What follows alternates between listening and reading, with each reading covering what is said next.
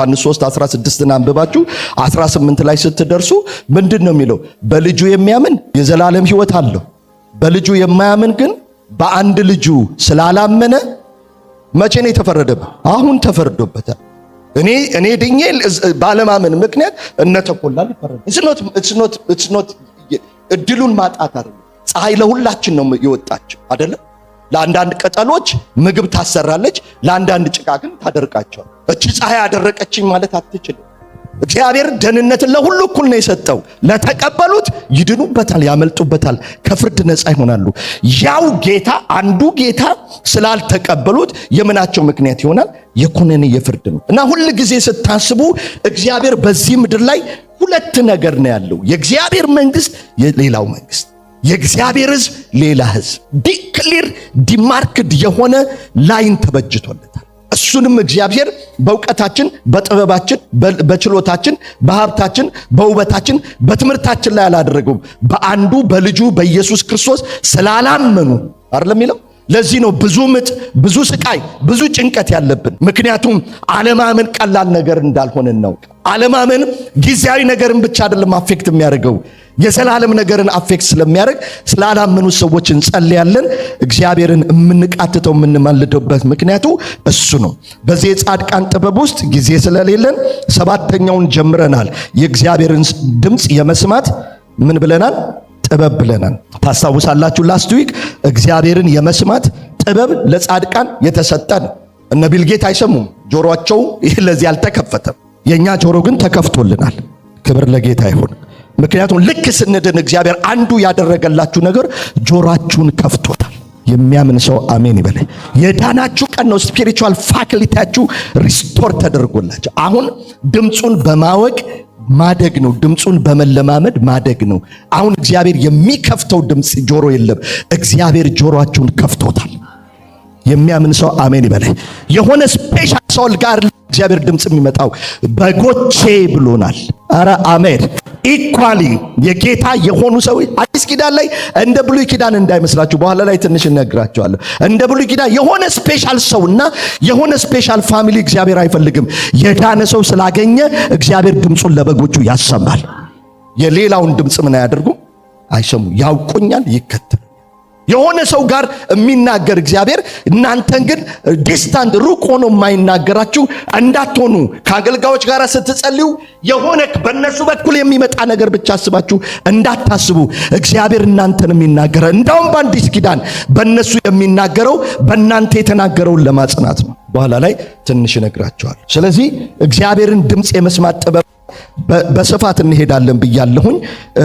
ገጽ 30 ላይ አውጡልኝና እግዚአብሔር እንዴት ነው የሚናገረው? አሁን በጣም ብዙ ሰዎች እሺ ጌታ እንደሚናገር አምናለሁ፣ ግን እንዴት ነው የሚናገረው?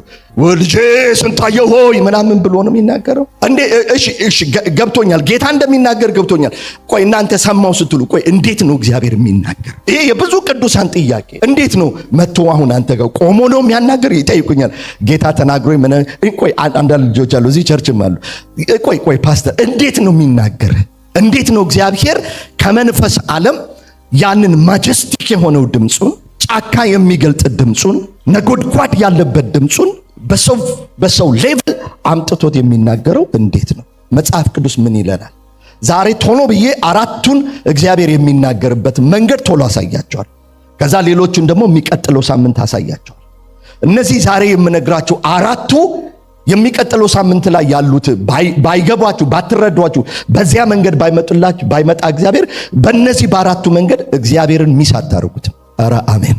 እግዚአብሔር የሚናገራችሁን ሚስ አታርጉም። እነዚህ ዛሬ የምነግሯችሁ አራቱ መንገዶች እኔ አይደለሁም፣ መጽሐፍ ቅዱስ ስለሚናገር። እግዚአብሔር የመጀመሪያ የሚናገረውን መጽሐፍ ቅዱሳችንን አውጥተን ዕብራውያን ምዕራፍ 1 ላይ እንመልከት። እግዚአብሔር ስሙ ይባረክ። ዕብራውያን ምዕራፍ 1 ከቁጥር 1 እስከ 4 ላይ መጽሐፍ ቅዱስ እግዚአብሔር በብዙ አይነትና በብዙ ጎዳና ምንና ምን አይነትና ጎዳና፣ እስቲ አይነትና ጎዳና በሉልኝ ጮክ ብላችሁ።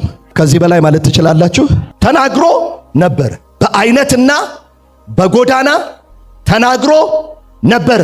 እነዚህን መንገዶች እነ ኤርምያስ እነ ኤልያስ ወፍጮ ይዘው መጥተው ተሸክመው ይሄንን ድንጋይ ሂድና አንከባል በእስራኤል ፊት ብሎ ወፍጮውን ሲያንከባልለው እግዚአብሔር እንደዚህ ይላቸዋል፣ ይሄ ወፍጮ ድንጋይ ከላይ ላይ እንደተንከባለለ እንዲሁ ሸክማችሁን አንከባልላለሁ ብሎ በፕሮፌቲክ አክሽን እግዚአብሔር በአይነትና በጎዳና ምን ብሏል? ተናግሯል። አሁን እንደሱ አይናገርም፣ አያስፈልገውም። ሆሴን መጽሐፍ ስታነቡ መጽሐፍ ቅዱስ ምን ይላል?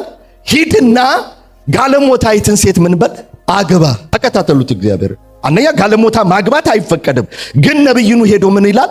ሂድና ጋለሞታይቱን ሴት ምን በል አግባ። ሚስቱ ሄዳበት ማለት አግባት።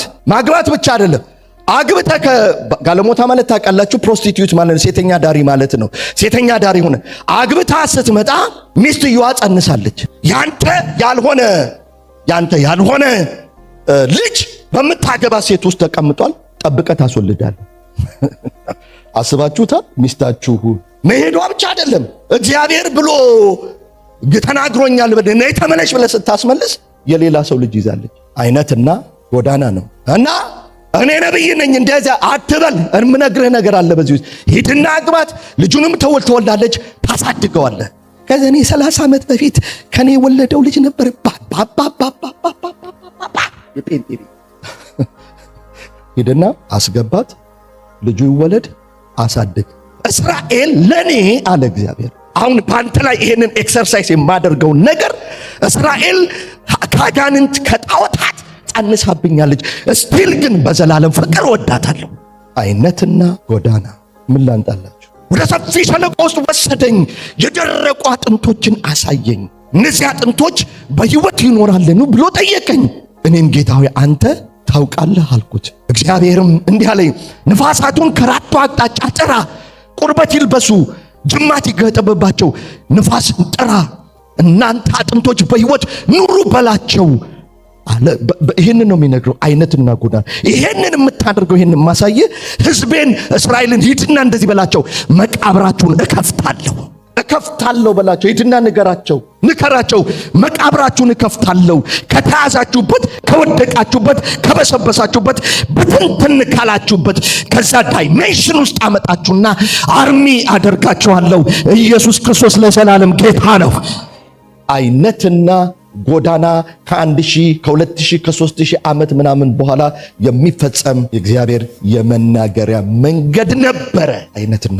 አይነትና ጎዳና አሁንም እግዚአብሔር በተወሰነ መልኩ ሊናገር ይችላል። አዎ፣ ግን ርቀታችሁን ነው የሚያሳየው። ደግምላችኋለሁ፣ በደንብ ስሙ።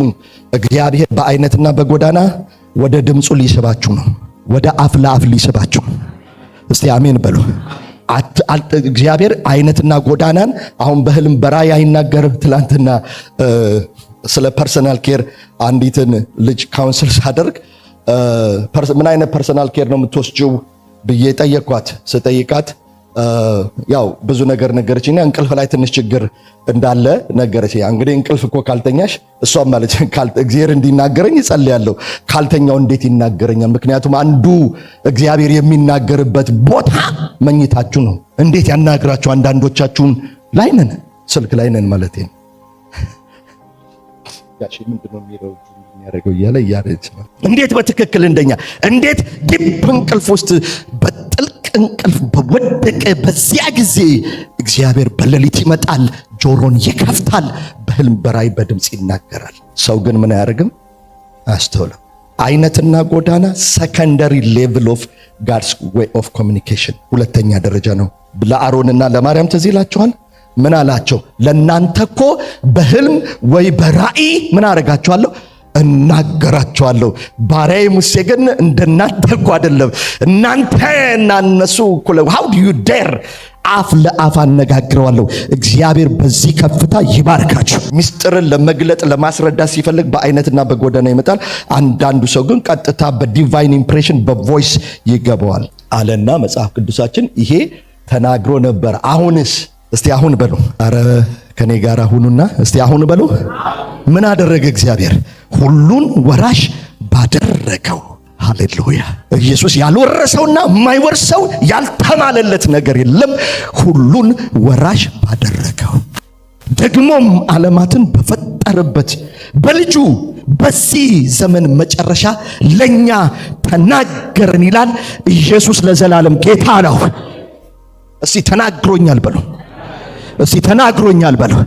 God is already ተናገረን። ያ እግዚአብሔር የተናገረበት ልጁ ምን ማለት ነው? በልጁ መናገር ማለት እመጣላችኋለሁ።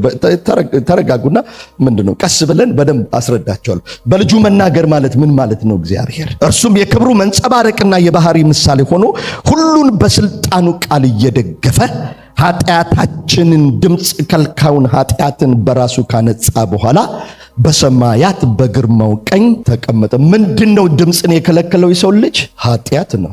እግዚአብሔርና የሰው ልጅ አዳም የእግዚአብሔር ድምፅ በኤደን ገነት ምን ያደርግ ነበር የሚለው? በየዕለቱ በየሰርኩ ከአዳም ጋራ ወክ ያደርግ ነበር።